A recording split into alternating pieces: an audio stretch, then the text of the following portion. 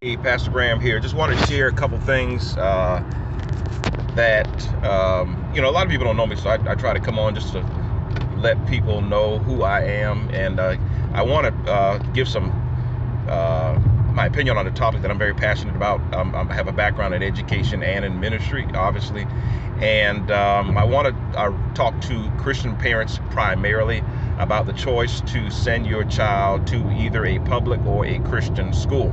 And so I want to look at some of the pros and cons between both. Let's first start with the Christian school. So in a Christian school, some of the pros are your kids can develop a Christian worldview. You have a Christian curriculum. Scripture is intertwined in every subject.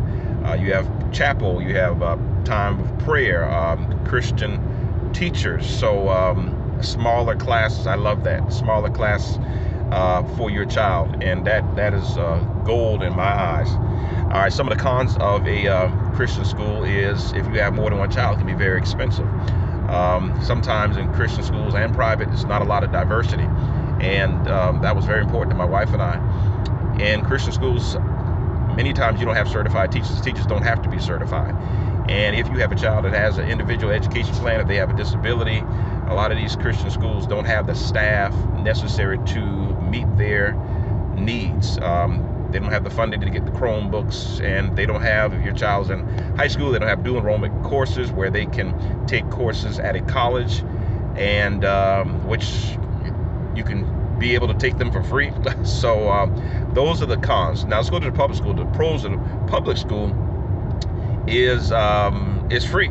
Free education. You get all these services. You have certified teachers, you have certified administration, you have special ed services, you have dual enrollment classes, you have Chromebooks, you have technology, STEM programs, myriad of extracurricular activities, a lot of services there. So I think it's obvious what a lot of things that public schools bring to the table. Now let's look at the cons of public school. Sometimes you're confined to a geographical zip code. Unless you're in a failing school, then you can move your child. The classes are a lot larger.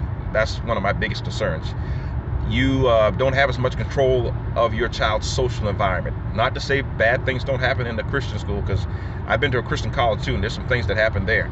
But your child may get exposed to a lot more, I argue, in a public school. There's a lot more things going on. I will say that some private schools don't accept every child. Again, it's a very controlled environment. So just because you want to go to a private school, that doesn't mean that school will accept your child. And again, if they have a disability, they may not be accepted. Public school is different. They're mandated by law to accept everybody. And so you have a lot of, it's a melting pot, if you will, of a lot of things, both good and bad. And so that can be a con in some instances.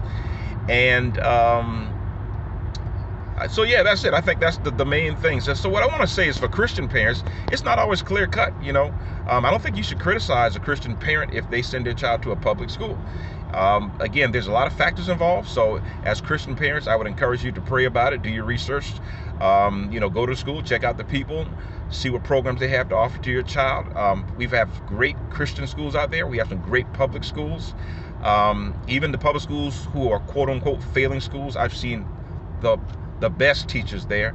And you have Christian schools where the student, or the teacher I should say, is not certified, and they're an awesome teacher. So again, make the decision for what's best for your child and your family.